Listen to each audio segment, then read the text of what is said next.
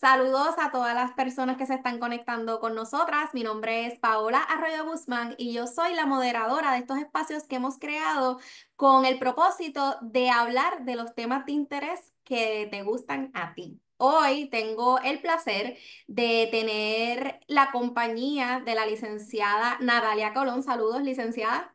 Saludos, Paola, ¿cómo estás? Todo bien. Encantada nuevamente de estar aquí en este espacio que Microjuris nos permite para conversar de temas de interés. Empezando un año un poquito, ¿verdad? Agitado, pero agradecida siempre por la propuesta de estos temas y por permitirme ser parte de la conversación. Claro que sí, gracias siempre por reservar este tiempo, porque hoy particularmente vamos a estar hablando de un tema de interés sobre las incidencias de violencia en el lugar del empleo. Y licenciada, lo primero que a mí me gustaría comenzar a discutir con usted es qué medidas podría ejecutar el patrono para tratar de proporcionar un ambiente seguro para sus empleados. Pues mira, para lo primero que tenemos que tener siempre presente es que todos los patronos en Puerto Rico tienen tanto una obligación estatutaria a nivel local, ¿verdad? A nivel de leyes puertorriqueñas, como a nivel federal, de proveer a sus trabajadores un lugar de empleo libre de riesgos ocupacionales, ¿verdad? Y cuando se dice libre de riesgos ocupacionales, riesgos razonables, ¿verdad? Porque hay riesgos que no podemos anticipar o que aún anticipándose no se pueden evitar. Ejemplos de ello, pues volvamos por ejemplo al periodo donde experimentamos los temblores en enero del 2020, que recordarás que hubo una activación del equipo de investigadores e inspectores de la Oficina de Salud y Seguridad Ocupacional de Puerto Rico, de OSHA PR Puerto Rico, donde debíamos certificar, ¿verdad?, las estructuras para propósitos de regresar al ambiente de trabajo, porque un evento sísmico no lo podemos anticipar, quizás distinto a cuando tenemos eventos naturales distintos como son los atmosféricos relacionados a nuestros huracanes, etcétera. Así que de entrada, el Estado de Derecho nos dice que hay que cumplir con esas disposiciones estatutarias y reglamentarias a nivel de riesgos ocupacionales. Pues la OSHA tiene un catálogo enorme de consideraciones que siempre los patronos tienen que estar examinando en términos de actualización, cambio o nuevas disposiciones reglamentarias. Pero yo creo que también, ¿verdad? Hablando de los temas de violencia y habiendo vivido un episodio esta semana tan desgarrador como el que nos anunció, ¿verdad?, en la prensa del país, que ocurrió en horas de la mañana del pasado lunes, donde mueren cuatro personas víctimas, ¿verdad?, de un agresor, todos compañeros de trabajo en una empresa. Pues ese tipo de riesgo y ese tipo de actos violentos nos deben llevar a reflexionar qué estamos haciendo y cómo podemos anticipar ese tipo de conducta, o peor aún, si la conducta ya se está ejecutando, ¿verdad? ¿Qué hacer en ese momento y qué hacer post la realidad de un evento violento? Un evento violento de esa naturaleza, ¿verdad?, que tiene la peor consecuencia, que es la fatalidad, eh, es probablemente de esos riesgos que tú no puedes anticipar. Ujú. No, no puede, o sea, tienen que ver con muchas situaciones, conducta Pobre gente. humana, Ujú. pueden haber consideraciones, factores de salud mental, pueden haber un montón de razones por las que tú no puedes anticipar esta conducta. Sin embargo, los patronos deben siempre tener claro una política sobre violencia en el área de trabajo, y esa política debe ser extraordinariamente detallada, puntual sobre las consecuencias de incumplimiento. Y tener también, dependiendo del tipo de negocio que sea, o, ¿verdad?, o servicio o producto que se realice, si vamos a permitir dentro del área de trabajo, que esto siempre es algo bastante controversial, que las personas ¿verdad?, en su derecho a portar armas puedan entrar al taller de trabajo con algún arma de fuego. Eh, el tema de las armas de fuego, por ejemplo, es un tema que va alineado a quizás a qué posición yo ocupo dentro de la empresa y si razonablemente debo mantener un arma de fuego bajo mi control, si es algo que no necesito para ejercer las funciones de empleo, si el patrón no puede limitar o puede hacer el área un área libre de armas de fuego. Y la realidad es que lo puede hacer con una política clara que lo establezca. Yo me he enfrentado a múltiples situaciones donde hay empleados que quieren ejercer su derecho a portar armas de fuego.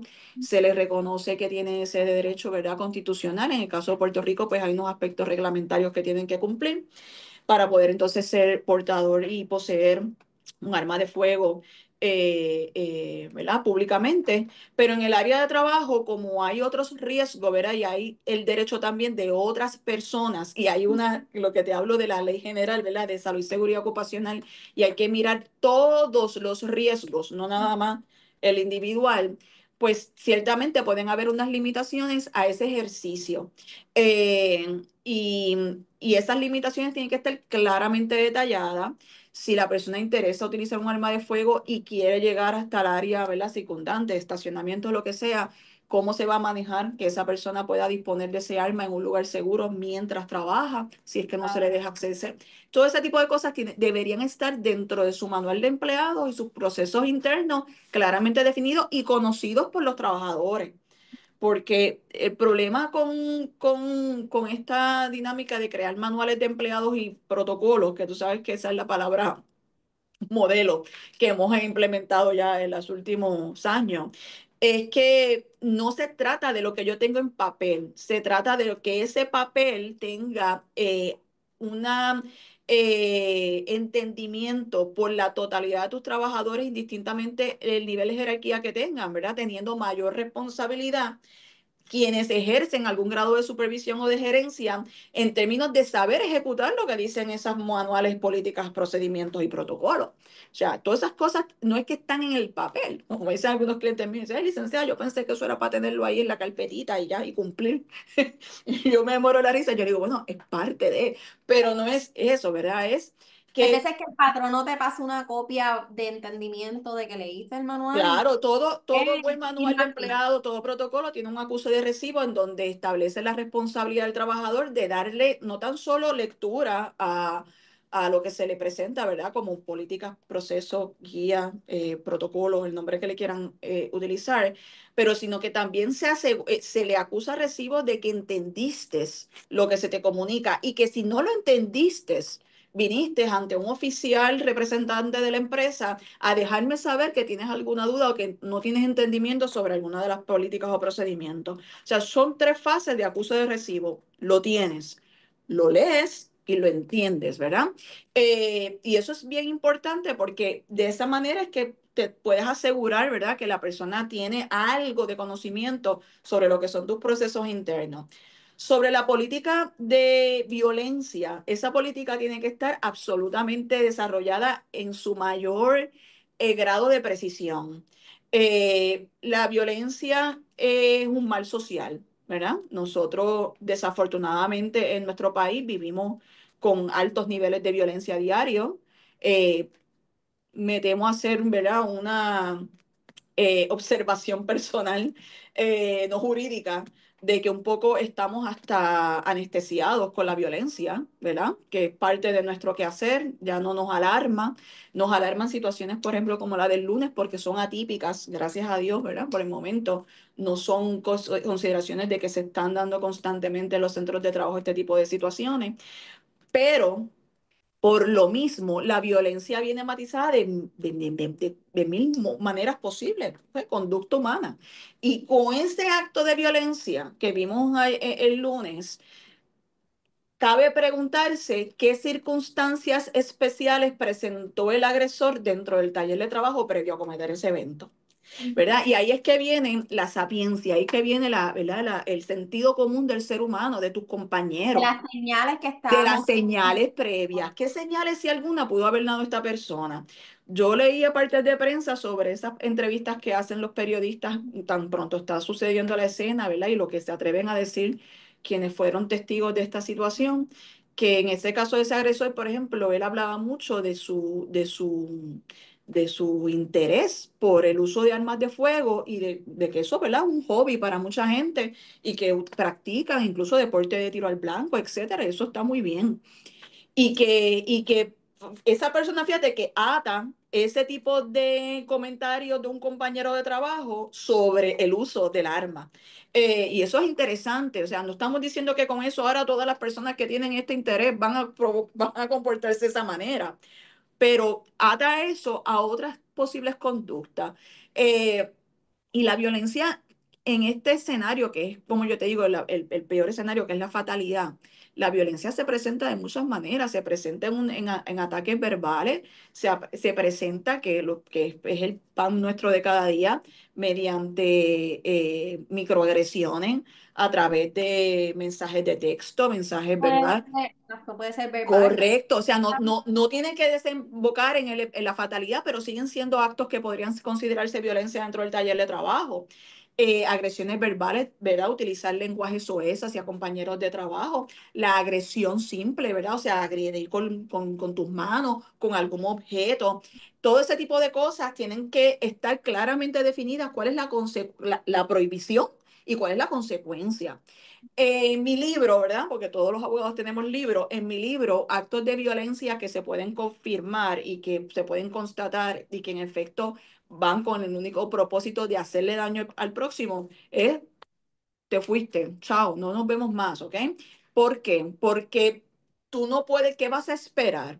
Un acto más violento, ¿verdad? O sea, no ha dicho el Tribunal Supremo de Puerto Rico en diversos casos que tienen totalmente relevancia en esta circunstancia, que la conducta humana es impredecible, puede haber tantos comportamientos y tantas reacciones como la vida misma es y las circunstancias de vida de cada uno, así que tampoco puedes hacer una lista, ¿verdad? Claramente exhaustiva de todas las conductas humanas posibles, porque eso no es real. O sea, lo que pasa es que tienes que sin utilizar una medida de razonabilidad al momento de implementar medidas disciplinarias o la determinación de empleo, siendo la terminación de empleo por un acto violento una justa causa de separación de empleo.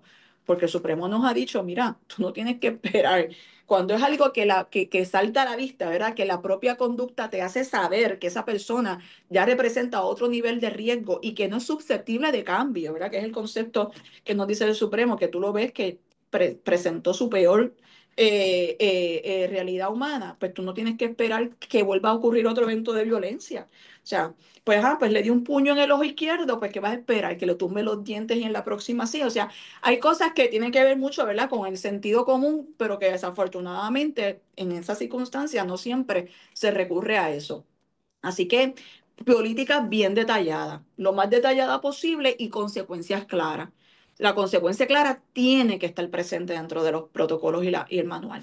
Ahora, ¿cómo manejamos la violencia cuando ya está allí?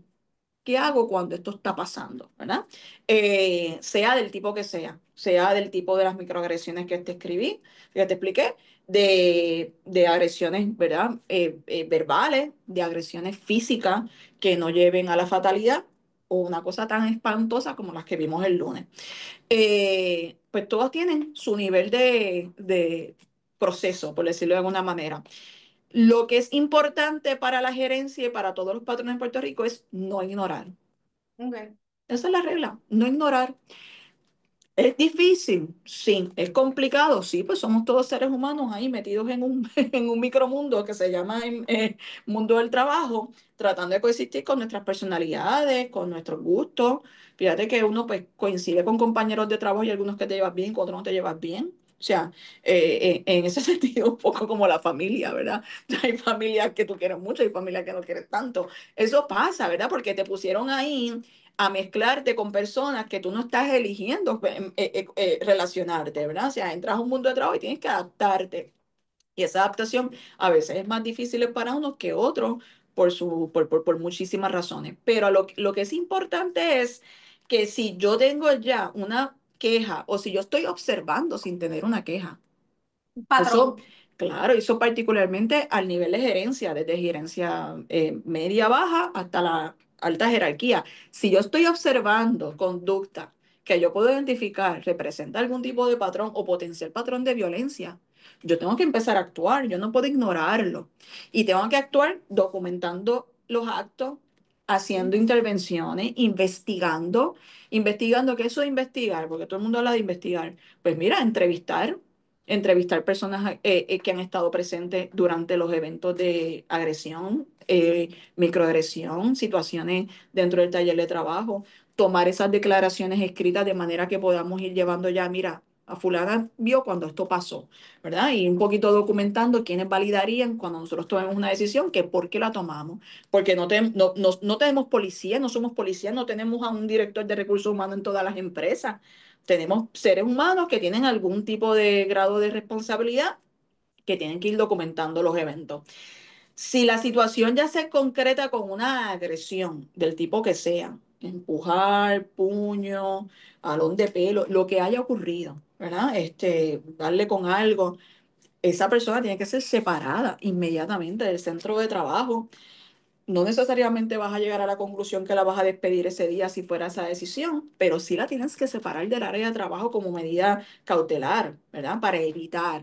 Y esa medida cautelar también invita a que revisemos qué mecanismos de seguridad internos yo tengo dentro del taller de trabajo, ¿verdad? Desde acceso, ¿verdad? Con códigos, etcétera, ¿verdad? Que muchas empresas lo tienen. Todo va a depender de las circunstancias y las particularidades de cada empresa. O sea, no todas las empresas tienen el mismo presupuesto para manejar asuntos, no tienen necesariamente seguridad interna, no tienen seguridad externa. O sea, así que vas a tener que utilizar las mejores herramientas que tengas, pero tienes que tomar provisiones, precauciones, saber que si al empleado uno le dice a otro, deja que te vea por la tarde, que lo que te va a pasar. Yo te digo ese escenario 20.000 veces. Y es una amenaza. Así que, pues cuando tú sabes que tienes una amenaza, un empleado que está esperando, que lo están esperando a las 5 de la tarde o a la hora que salga, pues tú como patrón vas a tener que tomar una medida cautelar para la protección de esa persona, de acudir a las autoridades policíacas, ¿verdad?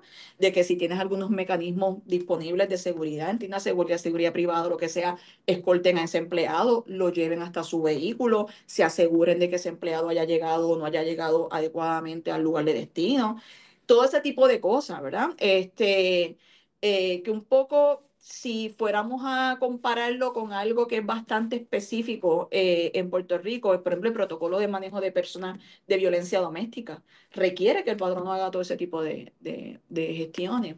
Así que por ahí empezar con la documentación adecuada. Y cuando vayas a ejecutar una terminación de una persona que se entienda, porque fíjate, una cosa es que yo quiera terminar la relación de empleo o vaya a terminar la relación de empleo porque violaste la política de violencia en el empleo. Ya eres patentemente violento, ¿verdad? Pero cuando lo que yo voy a hacer es terminar la relación de empleo con una persona que yo no sé cómo va a reaccionar, Ok. ¿verdad? O sea, que yo no, que lo que le voy a decir o la razón que le voy a dar para la terminación, que puede ser, por ejemplo, de conducta impropia, ¿verdad? De esa persona, ¿cómo va a reaccionar? Y yo he tenido ese escenario múltiples veces, mis clientes me ¿Qué dicen, medidas licenciada, podrían tomar exacto, en ese exacto, momento? ¿cómo manejo esto? Y ahí yo empiezo a hacer las preguntas. ¿Cómo es esa persona? ¿Nos ha demostrado que podría ser reaccionario de forma violenta? ¿Podemos tener algún equipo de seguridad provisional? ¿Podemos contratar seguridad privada para este ejercicio? Todo ese tipo de cosas se toman, medidas cautelares. Podemos hacer esto en un área en donde esté más segmentado y separado de la población del resto de los trabajadores.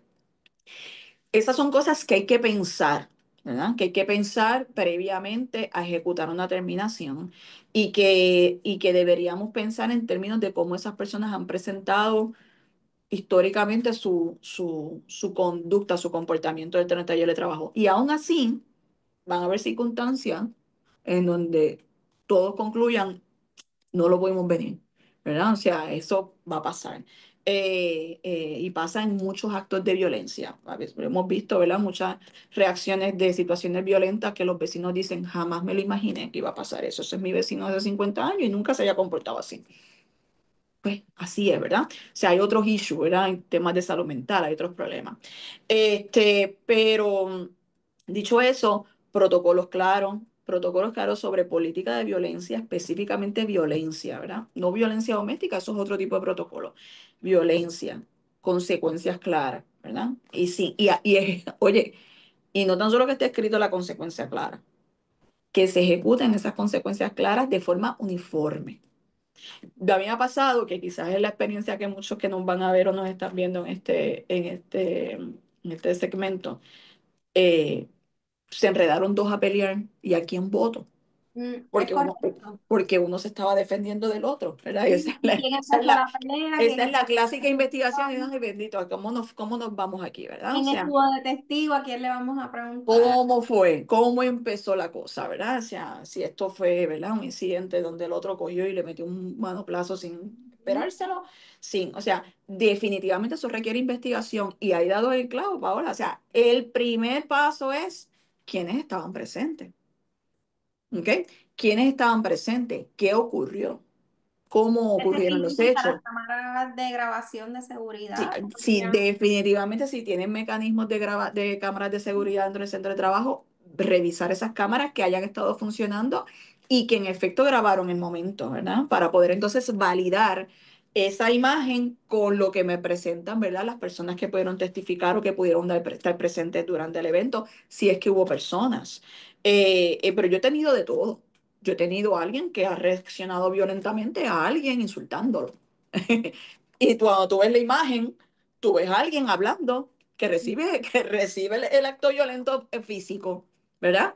Entonces, pues, en imagen, mira, este es el que se va, ¿verdad? Pero cuando sigues indagando, no, es que esta persona estaba haciendo esto. Que este repelió con una agresión. Yo, sí, pero esto también constituye una agresión y constituye una violación a mi política de violencia en el área de trabajo.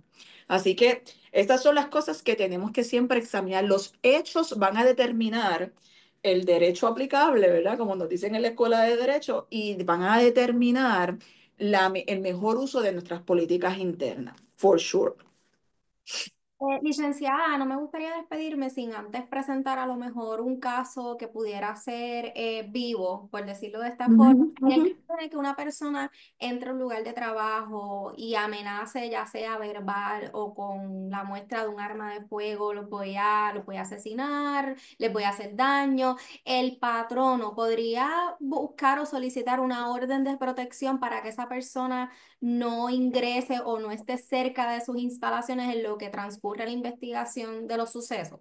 No tan solo podría, es que tiene la obligación. O sea, son dos cosas distintas, ¿verdad? O sea, el patrono en un incidente de amenaza tiene que activar a nuestro primer recurso, que es para ese propósito, que es, ¿verdad? El organismo policíaco del Estado, en este caso la Policía de Puerto Rico.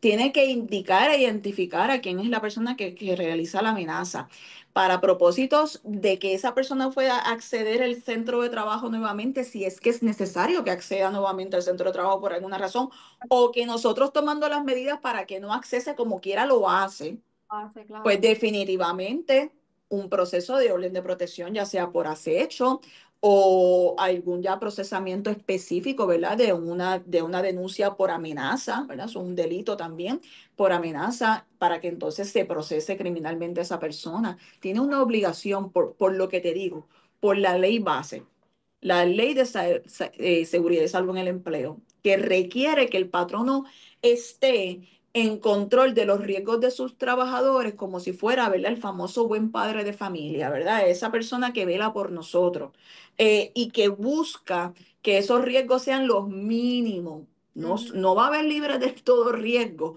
pero los mínimos, ¿verdad?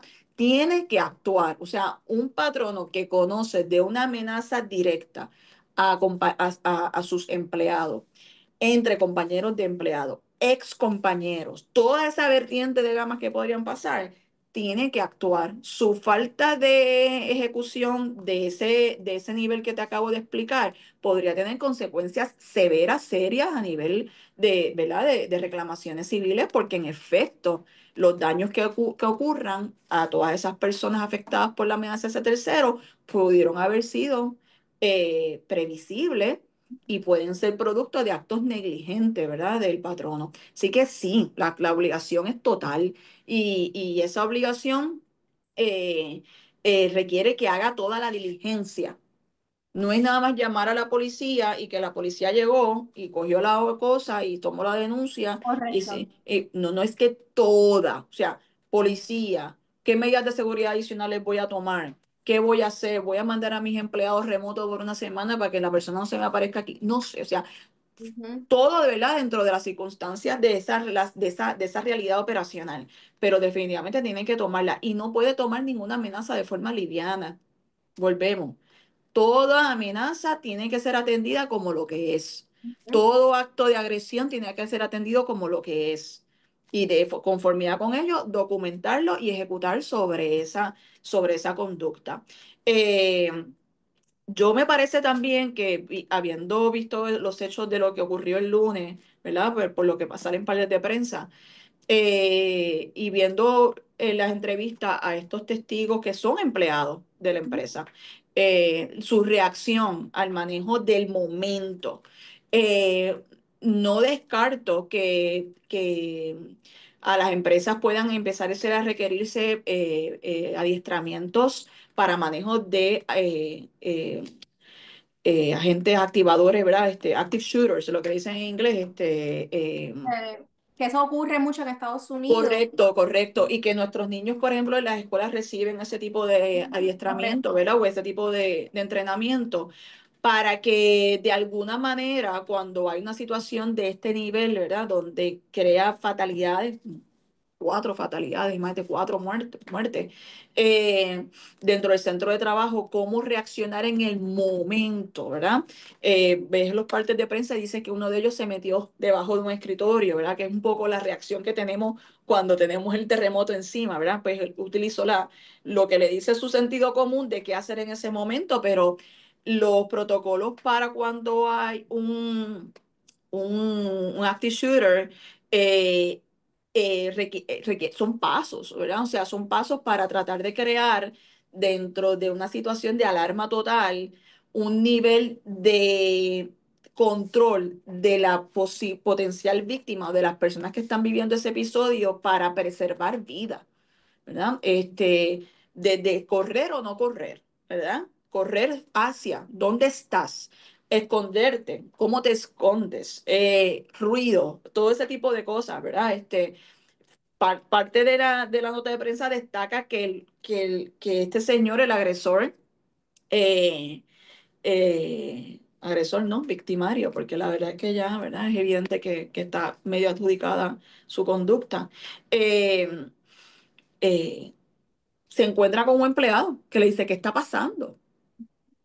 Y a esa persona, gracias a Dios, no recibió la consecuencia mortal del resto de sus compañeros. O sea, antes de que él se privara de la vida. O sea, que ese tipo de cosas, fíjate cómo, tú dices, cómo yo actuaría, ¿verdad? Uno piensa en eso, cómo yo actuaría en ese momento.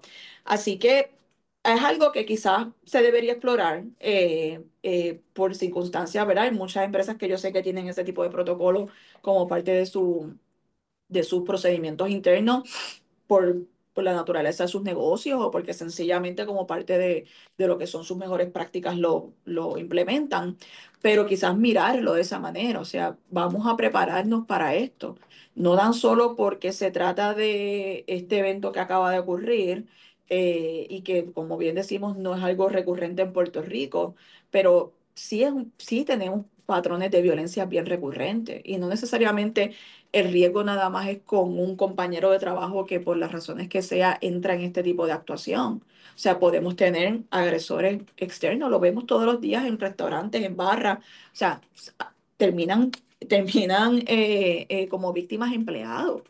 ¿Verdad? De los centros, porque se formó una pelea en algún punto y allí llegaron y entonces emprendieron contra todos los que estaban allí y se llevan a empleados, ¿verdad? En ese proceso, amenazas que se dan todos los días en centro de trabajo. O sea, esto es algo para un mundo tan violento que estamos viviendo y con unas circunstancias de tanta falta de, no sé, de tolerancia, entre otras cosas, pues deberíamos explorar y que los patronos tengan esa, ¿verdad? Claramente eso establecido, guías claras para sus empleados, guías claras para los visitantes, ¿verdad? Desde el famoso anuncio de que te reservas el derecho de, de visita, ¿verdad? El derecho de admisión, hasta negar entrada. O sea, negar entradas, establecer vigilancia. Mira, te estoy monitoreando por una cámara de seguridad. Todas esas cosas, las políticas de seguridad, de vigilancia, todas tienen que estar todas alineadas para que cuando tengas incidentes de violencia, minimices tu riesgo al máximo, porque hiciste todo lo que pudiste hacer como un buen padre de familia. Y dos, para evitarlo. para evitarlo. O sea, la estrategia tiene que ser evitarlo. Si no lo podemos evitar, porque no, pues hay cosas que por la vida misma no vamos a poder evitar, pues por lo menos estar listos, minimizar los riesgos lo más posible y entonces atender las consecuencias de eso, que no hemos hablado de eso un poco, pero definitivamente una investigación a posteriori, qué ocurrió, ¿Algún, qué alguna hicimos y herramienta? qué no hicimos. Ujú. ¿Existen también algunas herramientas para esas personas que presenciaron o que estuvieron involucradas en ese Claro, todas como esas personas van a tener que requerir servicios, ¿verdad? De terapistas, de psicólogos, talleres? de profesionales de la salud y profesionales de la conducta para atender lo que es un evidente evento traumático. O sea, eso no, si van a regresar al centro de trabajo, si van a regresar a las mismas facilidades. O sea, todo eso hay que ¿verdad? Mirarlo. O sea, cómo atender el evento posteriormente es tan importante como atenderlo antes y durante eh, cómo aprender del evento, qué cosas pude haber hecho que no hice, cómo mejorarlo. Tengo otros riesgos asociados parecidos, Ujú, ¿verdad? Esos son consideraciones que deberían analizar pues cada persona que tiene negocio, ¿verdad? Que tiene o empresas, ¿verdad? O jefes que nos estén viendo aquí, o abogados que se dediquen a prestar servicio a las empresas, deberían tener esas conversaciones como mínimo para tratar de tener, ¿verdad? Mira, este es nuestro